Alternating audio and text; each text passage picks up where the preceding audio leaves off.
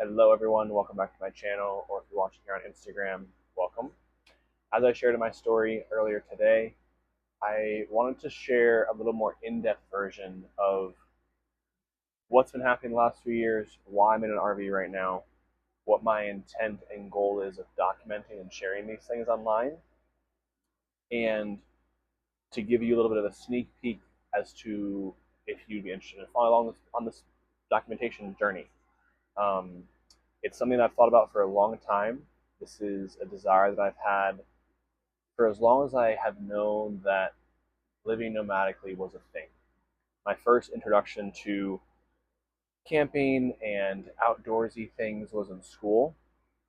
I went to a military style EMS training academy, which will be a different video. However, one thing I learned from that experience, a couple of years being in that, was the beauty of being competent in the outdoors, the power of nature, the just wide range of experiences that you can have when you are equipped with certain levels of knowledge and experience. And then in my early 20s, I did a trek on a bicycle across America solo. And that was, I would say, the first real time of solo nomadic travel. Because I think nomadic travel can be either just you traveling on foot, right? Whether you're taking taxis, planes, and whatnot, on a bicycle like I did, or living in a vehicle. So there's different modalities and different ways you can participate in that. And one thing I found on that bicycle trip was extreme levels of freedom, and you have such an opportunity for really cool experiences because the normal day-to-day things that I would say weigh you down, then are not necessarily bad. However, if you have a home, a certain way of lifestyle, you are closed off to certain experiences that would naturally want to come through and come into your world. And on that bike trip, being able to experience the beauty of that, just I would say solidified my desire to live some form of that lifestyle. And over the last 10-ish years, it's still been a desire of mine. And same thing on that bike trip before I did it, it was a desire of mine for maybe 8 years before I actually embarked on that. And one of the final reasons as to why I did it was I knew that if I didn't do this now, when I was older, I would wish that I had. And that's something that I've tried to keep in the back of my mind when it comes to certain decisions. Now, sometimes takes more planning than others, right? This one took a bit of planning for sure, which we'll get into. However, it just felt worth it to do the planning, to try and figure it out, to put myself in a position where this was possible on multiple fronts.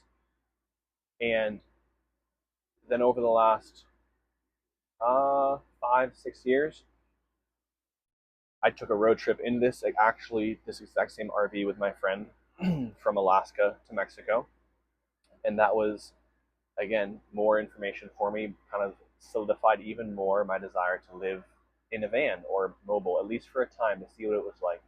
Because even doing it with him, it was a great experience, life changing on so many fronts. It was beautiful. It's just different though, right? And one of the things that I've learned over the last 10 years is when it comes to creation, which I mentioned this in my story earlier, creation meaning things you're wanting to call into your life. Everything is based off of a feeling, I believe, from my own experience of life, whether that be the feeling of security when it comes to a job, feeling of safety when it comes to your home, feeling of connectedness when it comes to community and friends, whatever it may be, it's a feeling. And I think at times, self included, you can get too attached to what that thing could look like instead of being open to being surprised by God. Of, hey, you wanted the feeling of freedom and nomadic travel. Can you relinquish the desire or the attachment you have to what that may look like? And that was a practice for me that I had to do over the last few years. Of I imagined it would look different financially or logistically, or I would own the van, I would build the van, all the different things I oscillated between. And it was interesting because one of the things that got me to this point, which I'll come back to several times over the course of these videos, is the importance of the body and how the body is what holds the information. It holds the energy that you're wanting to embody. And this is why embodiment practices or the nervous system is so important when it comes to the human experience, and why I believe it's targeted in such a wild way. So when I started to get clearer, and being clear is an ever evolving process of what you're wanting to create, right? What I got up against was my body. My physical body wasn't able to hold the energy that I was calling in. And I remember hearing this from, I don't remember who, years ago, of, are you able to receive the answer to the prayers you're asking for? So if you're asking for X, Y, and Z, can you actually have the infrastructure to receive that prayer? And for me, my body, I didn't have the infrastructure for it. And so a couple years ago, when I left Kauai, came back to Austin, that cascaded me onto this whole journey, or the next iteration of the journey that I embarked on in my early 20s and late teens, of getting my body in order when it comes to my gut, my spine, my nervous system, getting it to a point where there was coherence in my whole system. And that was a life-changing experience on so many levels.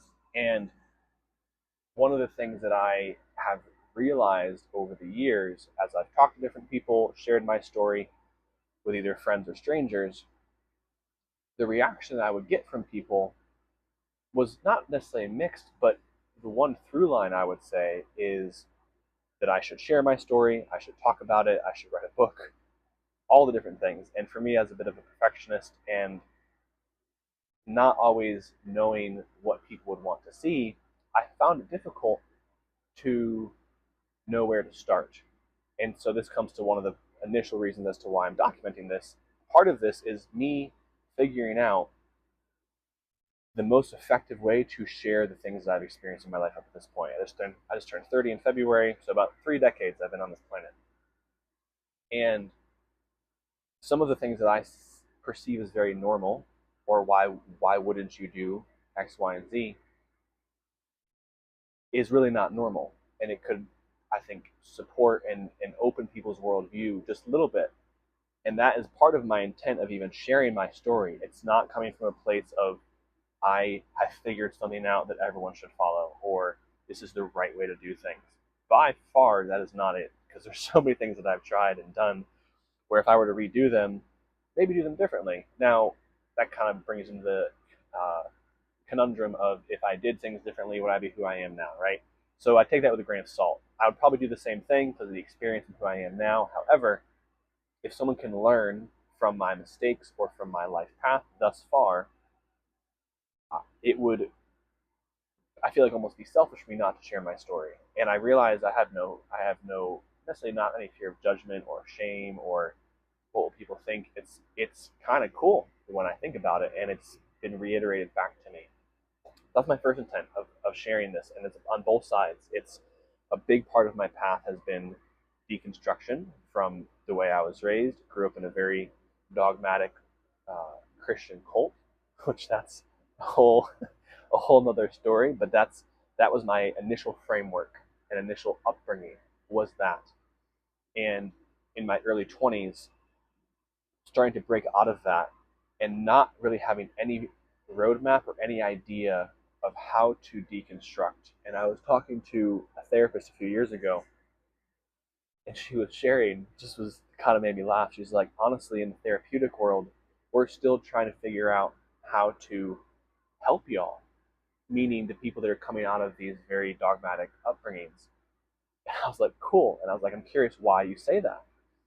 And she was saying because the ideology and the philosophy of those upbringings, it puts a seed or a hook at the very center of someone. And so to deconstruct, everything has to be pulled apart. Now, there's analogies of the butterfly, and you go into your cocoon, you come out this beautiful creature, right?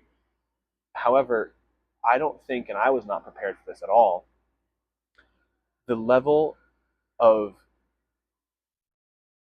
like thoroughness and how everything has to be up for question. And what I mean by that is, because everything is so intertwined, it's like a big bowl of spaghetti that is your life, that is your psyche, of if this is not true, then this is not true, and this is not true. What is true? And then how do you rebuild something that you were you were never taught how to like rebuild your own belief system. So that's what I've been doing for the last 10 years. And sometimes I've had help, sometimes I haven't, and I've met only a handful of people that have maybe had a similar experience in that, because a lot of times, unfortunately, if you grow up that way, you either stay in that because it's really difficult to get out of it, or when you do come out, you have a lot of not hatred, but you kind of thrown the baby out with the bathwater. And that makes me really sad, because I believe the spiritual aspect of our life is so fundamental to the human experience. And if you grew up in that kind of upbringing, which is sad and not okay, then you're missing out on a beautiful part of life. And that's another reason why, comes to point number 2, as far as why I'm wanting to share my experience and what I've done to get to where I am now, is in hopes that other people, either that grew up the way that I did or that are on a similar path of deconstruction. Because I've realized from talking to people, my path, or the path that I have been thrusted upon, to be honest, it can apply to any person who is wrestling with beliefs or trying to figure out what they believe, especially when it comes to what's happening in the world of late, right? This doesn't even have to be applied to religious upbringings. It's just the things that we thought were once true are not. Full stop. And that can shake anyone's foundation. And when I connected that dot, I was like, oh, this could be applied to someone who their worldview is being shattered through politics or through physics or through just their own belief system, not even attached to religion. And again, this comes back to why would I, if I could help one person by sharing my experience in some way, shape, or form, that's yes, absolutely. And then it comes back to, could my body hold that level of energy, or that level of energy. So say I do post these videos, this takes energy to talk and to share and to sit down and think for a while, which I love to think. That's another part. Ask anybody that knows me. I love thinking, and it's a skill, and it's something that I've cultivated over the last 10, 15 years. And it's also something I think is being lost. And it goes hand in hand when it comes to deconstruction, how you can think about some of these things objectively without the attachment of previous experience. So take the example of the Bible, right? It's a beautiful book, tons of knowledge in it. Unfortunately, the people that grew up in a dogmatic way, they might throw out the whole book. Or you have someone that grows up in the church or that goes to church now, and they only use that book for the way they live their life. Neither one of them is per se wrong. I don't want to make a right or wrong assumption about any of this. However, can you look at it from a more objective view, even for a moment? And that one practice in the deconstruction process is vital, because if you're always going to hold on to one of those two beliefs, you'll never actually find a new belief. And this is where the brain comes into it, how to create new beliefs. That's again another whole aspect of this. And amongst that psychological deconstruction, right? Because it's a very disorienting process. It's like you're jumping with no parachute, and you're kind of building the parachute as you're falling in hopes that you build it in time. And there were so many periods of time in my life, especially in my 20s, where I'm like, I don't know if this is going to work. I cannot see how this is going to come to fruition.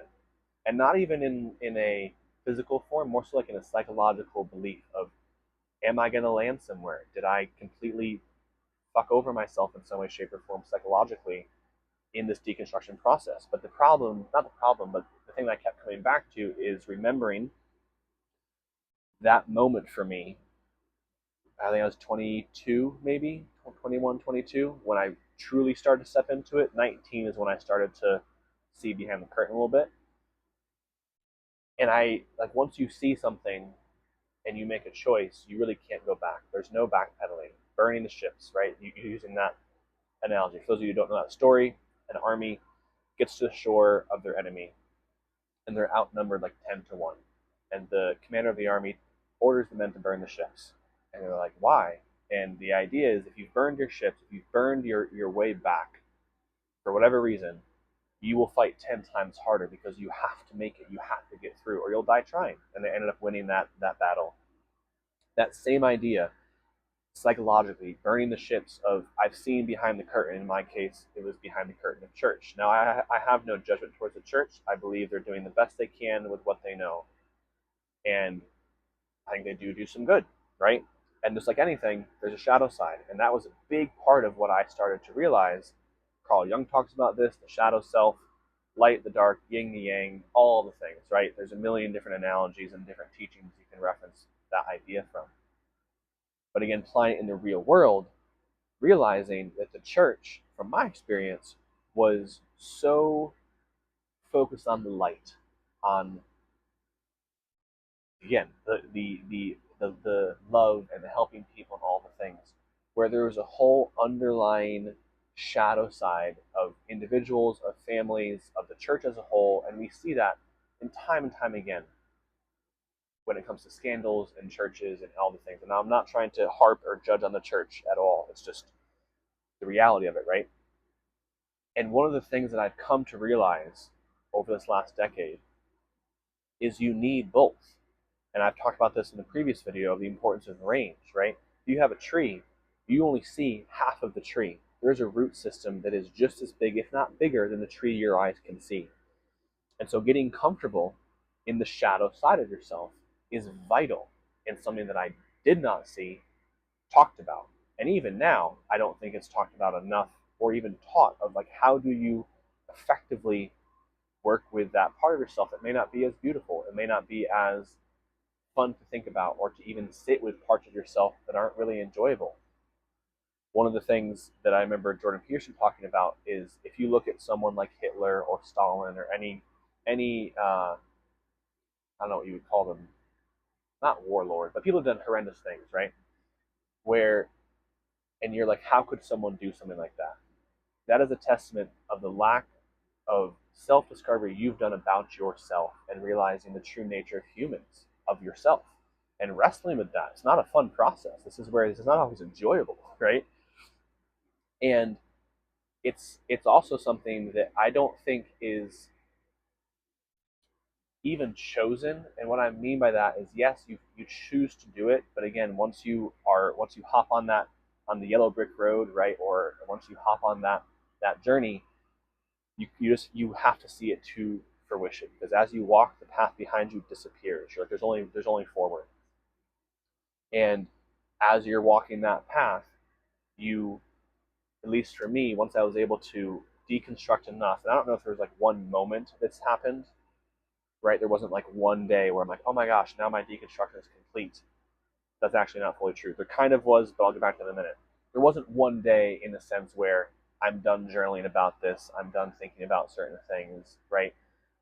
However, there did come a point, and this was earlier this year, where my physical body, this is where somatics comes into it, especially with how I was raised, my physical body got to a point where I could feel like, oh, this is no longer charged in the way that it was. The injuries that I had, the manifestations of certain emotions had left my body. And it was this culmination of the last around 9 years of work that I had put into this, and the confirmation of like it worked. The intuition pull that I had worked. I completed what I set out to do when I was 21, 22, with really no idea if it was going to work at all, literally none. And I remember this moment of just sitting there. I think I made a little voice note about it to just do a little voice note journal of that moment, and feeling such gratitude for my past self, for versions of myself that stuck with that desire and that goal, and then kind of getting the green light from God or from my own body of like, okay, now I can finally start sharing and hopefully being of support to people that are walking a similar path.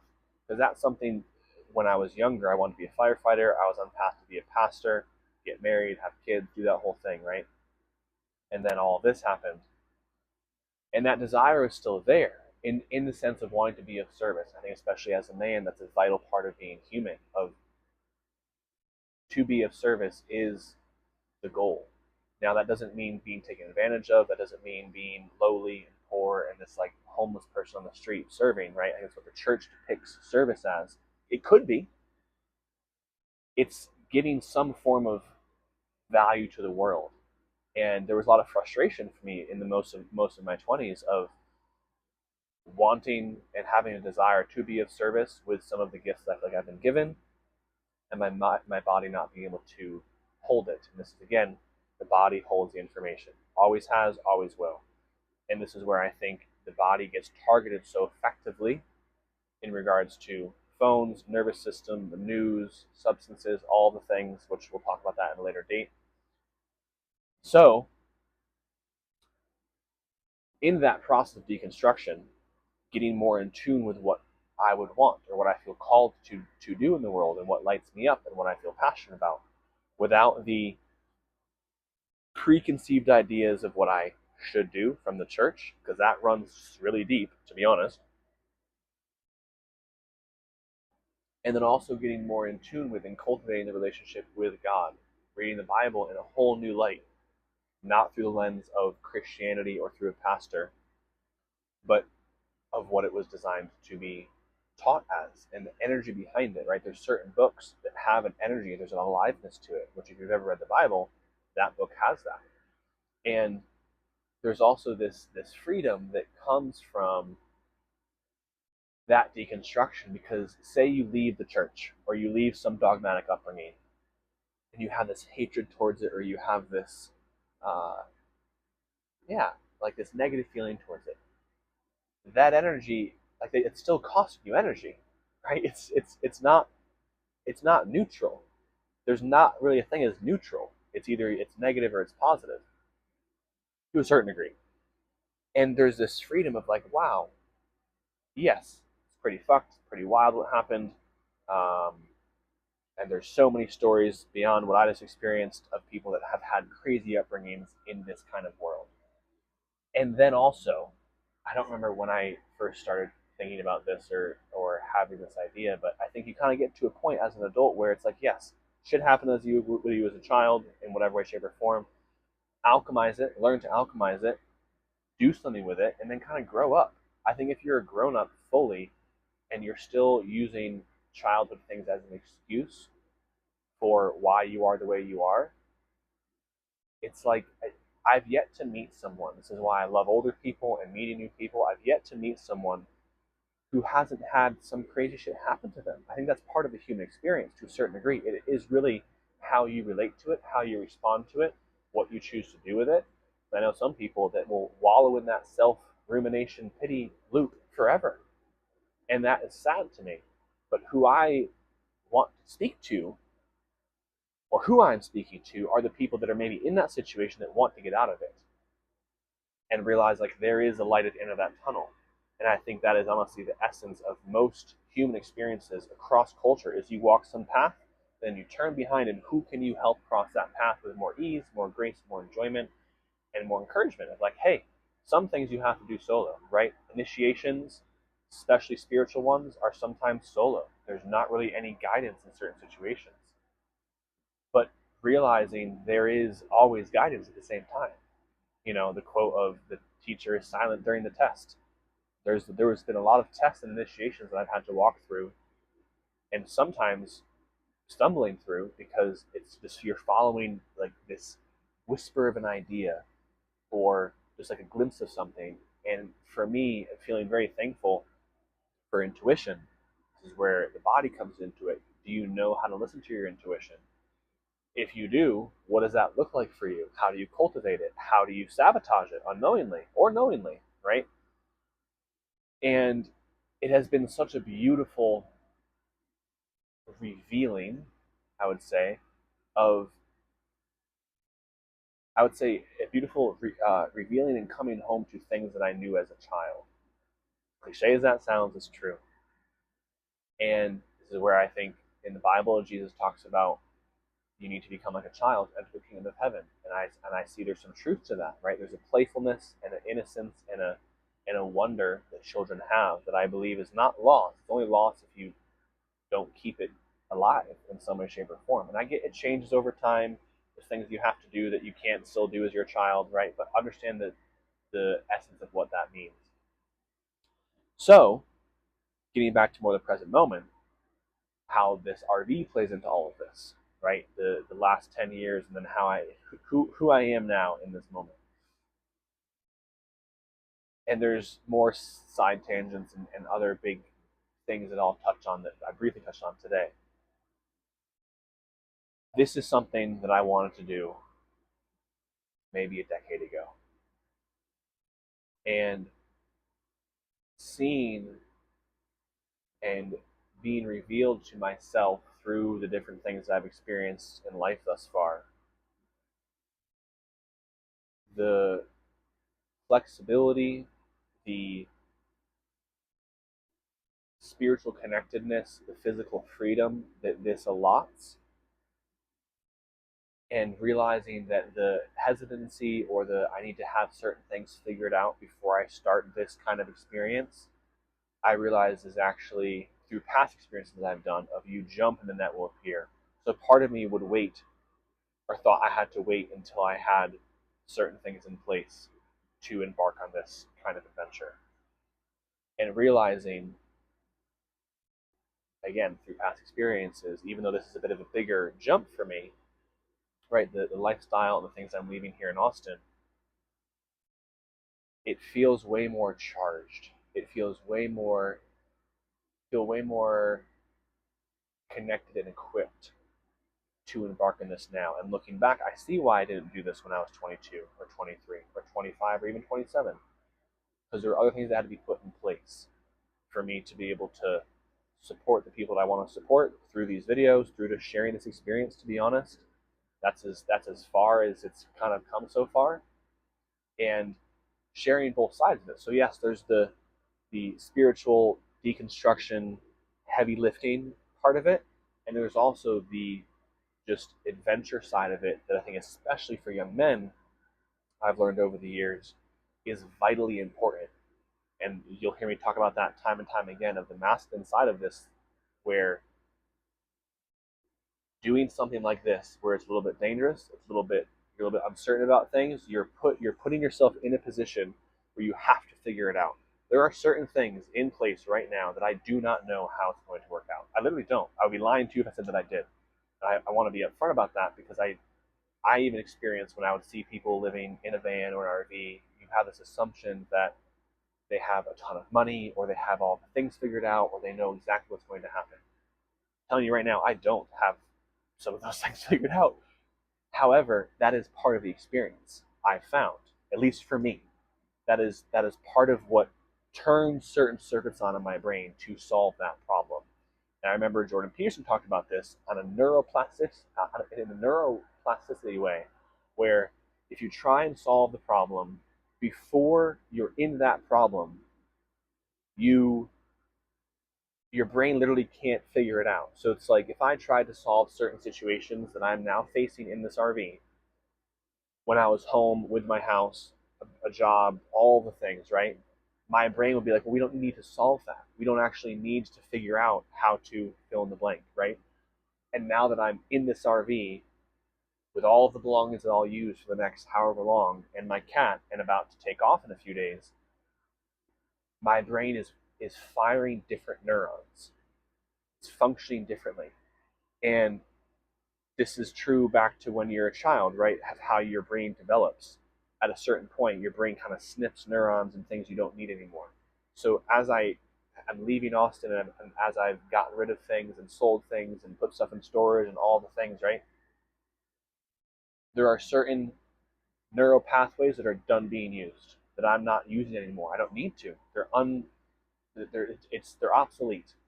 And then that makes space for new neurons, new ways of thinking, and new problem solving as a man to be like, all right, I got to figure this out. What are we going to do? Where are we going to stay? How are we going to spend our time? Following this intuition, what am I being called to do besides making these videos, trying to support people, trying to share my experience in hopes that it supports someone else? And if that's the goal, how do I do that? Right? Because I've started to percolate on that over the last few years, but until you're in the moment like now, it's not as real. So that's kind of the goal. It feels like I've come to a culmination over the last few months of the thing that I set out to do when I was 21, 22 has now been completed. The cycle has ended. Now, yes, there's always evolution. I'm always growing, and that's one of the things I love about being human. To be honest, is the natural evolution and gifts and things that come online physically, emotionally, spiritually. It's fucking beautiful. And also, there's a natural ending that happened these last 6 months for me. Honestly, from the beginning of this year to now, in a way that I could not have anticipated, but also feels so familiar and so on brand for my life up to this point. And realizing that the things that, again, that I think are normal or everyone should do it or everyone would do it is not the case. And I think part of my desire to at least leave Austin, fixing this, to leave Austin at least for a time, is there's a bit of a, I would say, echo chamber to a certain degree when it comes to some of these things. And part of my goal is to widen that worldview for myself and then also for other people. If I share my story with someone, I'll give you an example. I was talking to a couple kids where I just moved out from. They came and grabbed some of the stuff I was giving away. They were probably, one was 21, one was 29, and I was sharing about what I'm doing and things I had done in the past. I could literally see it in their face, in their mind. They were just like blown away. And in that moment, I really appreciated it because it was affirming to me of, oh yeah, even though I may be around other people that do crazy things or that embark on these journeys in some way, shape, or form, most of the world doesn't. Now, I'm not saying most of the world has to, because I get everyone has different circumstances. However, maybe if you can't, learning the lessons or hearing something like this can spark your own version of that for you, right? It may not be biking across America, selling all of your stuff and moving into an RV and like trusting God's plan for it, right? That may not be your path. However, me not sharing that, if that can inspire someone or just be entertaining or give someone a new way of thinking about the world, again, this is where, whether it be spiritually, physically, psychologically, whatever it may be, like who am I to gatekeep those things? And I feel very fortunate and very grateful that I have made it to this point because there were so many points along this path of learning how to alchemize and learning the path of different teachers and the mystics and ancient ways of initiations that people had gone through for thousands of years and realize like, okay, I am just the little winks that you get along that path have been so beautiful. And there is then I think a responsibility once you're able to solidify it in your own energetic field and make it cohesive enough to share, you need to. However that looks for you.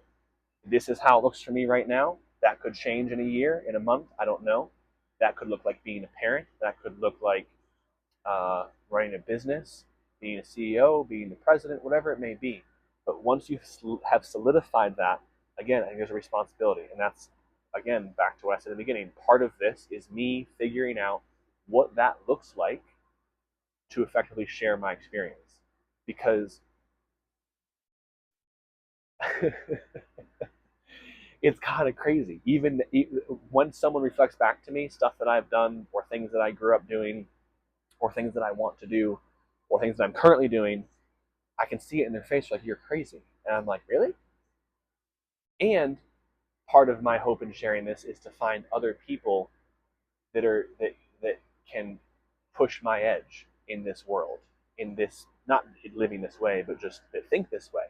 Because I think there's going to be a massive push, if not already, to figuring out the deconstruction process on a global scale is already happening, right? The veil is being lifted on so many different levels. And that's where I'm like, I think this is going to be a big thing in the next coming years.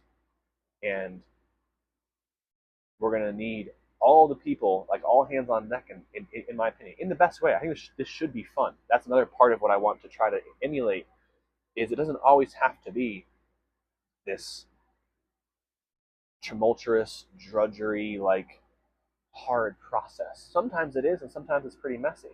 Other times it's really fun and beautiful because since your capacity is expanding, you get to do things like this, right? You get to sell all of your stuff because you have a trust that it will always work out, and it always does. The net has always appeared. Every time that I've jumped in this way, every single time, without fail, a net shows up. Now, this is where you have to relinquish what that net may look like in your mind. So even now in this moment, that's one of the practices over these last few days as I've been acclimating to this RV, right? I'm dog sitting for a friend out in the country. He has an RV hookup, so it's been great to just settle in and let my body and my energy fill this space, figure out what's what, right? And trusting like what that net is. Is it a mobile net? Do I go live somewhere for a time in an RV, right? I may post up somewhere for 2 or 3 weeks. Like I don't know. I really don't. And I've had people ask like, what's the plan? I don't have one. And for a while that I thought that was like irresponsible thing to have. Now, sometimes that may be depending on your circumstances, but I also think for me, I'm looking at it more so from a spiritual initiation point of view of if you knew how it was going to turn out, there's no room for trust and faith in God leading where you're being led. I think that applies to most things. Now, sometimes, again, say you're a parent, you have to obviously have certain things in place. That's the path you've been called to. And even for me, I realized that this kind of choice may not always be the most responsible, trustworthy thing to do. So capitalizing that when you're young, I think is even more so important. Of yeah, you're trusting in the daily revelation that you will be given by God of like where do I go? What's next? Who am I meant to speak to? And for me personally, when I've done that in longer trips or shorter trips, I feel the most connected. I have the greatest impact with people, and the most synchronicities happen in my experience. And those I think are great calling cards and synchronicities to affirm that you are doing what you're supposed to be doing on a soul level. And I'm really excited to see how this will expand my capacity, how I can be of service to people in the world in whatever way, shape, or form, and have as much fun while doing it. And then documenting this, learning what that system looks like for me, right? Whether it be posting stories, reels, longer form videos. Longer form is definitely, I think, I know that's where I enjoy the most, just the way my brain works and how I connect certain things, right? And you'll see that if you decide to follow along on this journey and watch how I share and connect the things that happened when I was younger to now and how I got to this point. And there is a never ending tangents that I will probably go on because it's fascinating to me to have that background that I had, the things that I've learned now when it comes to physics, the energies side of things, the mystic side of things, which that's something that I don't think you really get a say in. There was I saw this post the other day. Someone I follow, Samson.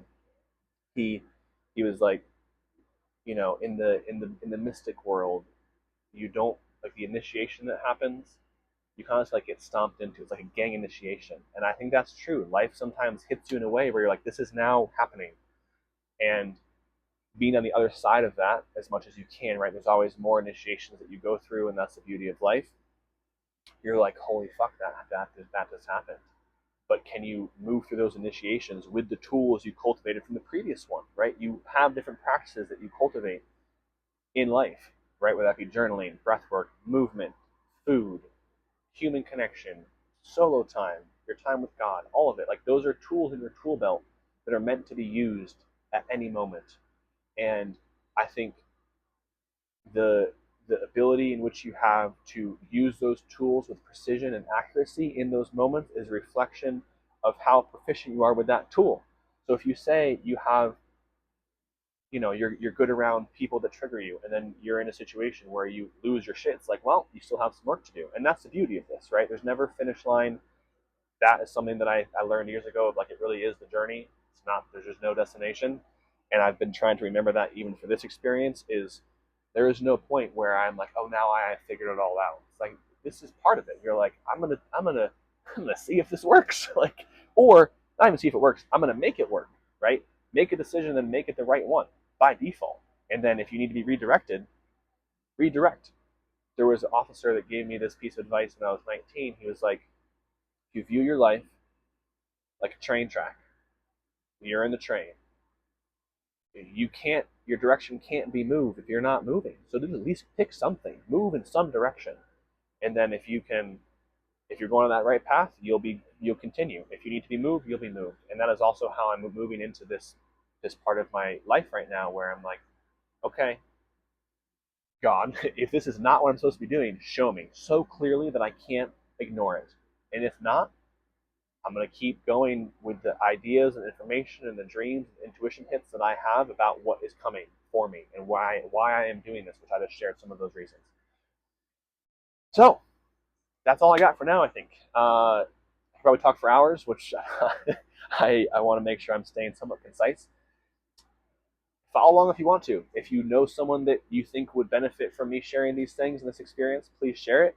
I will be mainly posting on my Instagram and my YouTube. I'm going to put the link to my YouTube in my bio. That will obviously be the longer form videos. I'm still figuring out if I want to post long form videos like this on YouTube as well. And again, my goal is to share my experience, what I've learned, hopefully saves people some time, to support them on their path however I can, and to share how much fun I believe the human experience is supposed to be. Once you can remove the extra density from your field, from your system, and then what comes after that, I believe is the true expression of your soul and what you're meant here to do, however that looks for you. Much love to y'all. I hope you enjoyed this video. Any questions or comments, please let me know, and I will see you soon. Cheers.